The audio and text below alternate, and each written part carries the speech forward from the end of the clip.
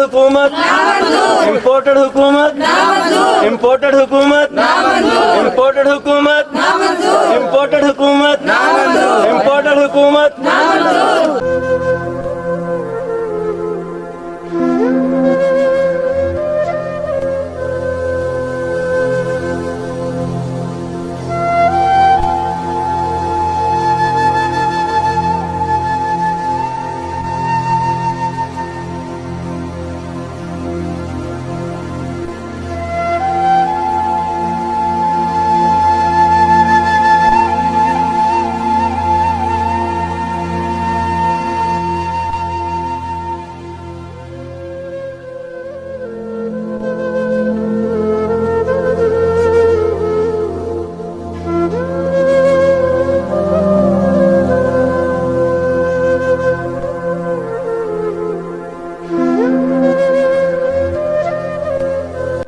भाई मैं बेवावा, मेरे छोटे छोटे बच्चे आ, मेरे निक्के निक्के बच्चे ना साढ़े घर पंप आ ना फ्रिज जाना कोई गल ना बात। इस टाइम 6300 रुपया मैनू बिल आया वा, मैं बिल तारा के अपने बच्चे पाला।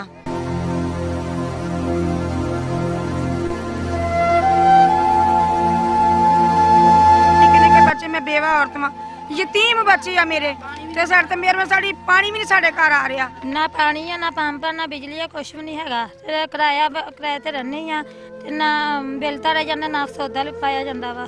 ते इन्नी महंगाई कीती तुसीं, बिल इन्ना आ गया सानू।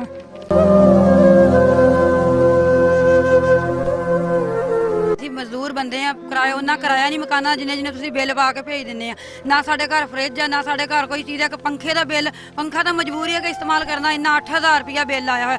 ना पानी आंदा पिया वा ना बिजली आंदी पई है। अगर बिजली आवे तो इन्ना ना बिल हो, तोबा तोबा बिजली आंदी कोई नहीं, बिल इन्ना ना भेजदे पे। इदां दी हुकूमत हो तो अल्लाह ही हाफिज़ आ। टैक्स तो वाधू दे पाए हुए कि ਅਸੀਂ ਲੋਕਾਂ ਦੇ ਤੁਹਾਡੀਆਂ ਗੱਡੀਆਂ ਤੇ ਤੁਹਾਡੇ ਪੈਟਰੋਲਾਂ ਦੇ ਟੈਕਸ ਪੂਰਾ ਕਰਨ ਵਾਸਤੇ ਅਸੀਂ ਗਰੀਬ ਆਵਾਮ ਆ। ਤੁਸੀਂ ਏਸੀ 에ਅਰ ਕੰਡੀਸ਼ਨ ਗੱਡੀਆਂ 'ਚ ਬਹੁਤ ਤੁਹਾਡੇ ਟੈਕਸ ਅਸੀਂ ਅਦਾ ਕਰੀਏ ਨਾ। ਇਦਾਂ ਦੀ ਹਕੂਮਤ ਨੂੰ ਤਾਂ ਬਿਹਤਰ ਆ ਕਿ ਆਪਣੇ ਘਰ ਬਹਿ ਜਾਵੇ।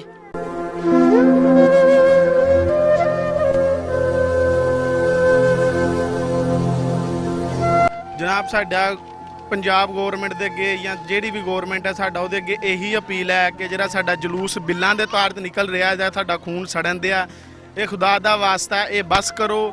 ਨਾ ਕੋਈ ਸਾਡਾ ਅੱਛਾ ਕੋਈ ਰੋਜ਼ਗਾਰ ਆ, ਨਾ ਕੋਈ ਸਾਡੇ ਕੋਲ ਅੱਛਾ ਕੋਈ ਐਸਾ ਕੋਈ ਸਿਸਟਮ ਆ ਕਿ ਜਿਹਦੇ ਨਾਲ ਅਸੀਂ ਆਪਣੇ ਬੱਚਿਆਂ ਦਾ ਪੇਟ ਪਾਲ ਸਕੀਏ। ਬੱਚਿਆਂ ਦਾ ਪੇਟ ਪਾਲ ਨਹੀਂ ਸਕਦੇ ਤੇ ਅਸੀਂ ਆ ਬਿੱਲ 20,000 ਰੁਪਏ ਕਿੱਥੋਂ ਉਤਾਰੀਏ।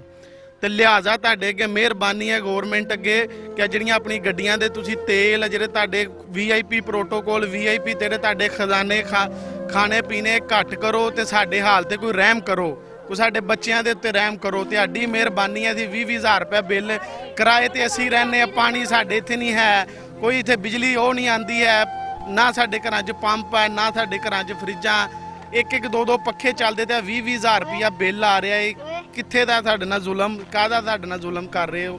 ਤੁਹਾਡੀ ਮਿਹਰਬਾਨੀ ਹੈ, ਖੁਦਾ ਦਾ ਵਾਸਤਾ ਕੋਈ ਸਾਡੇ ਹਾਲ ਤੇ ਰਹਿਮ ਕਰੋ।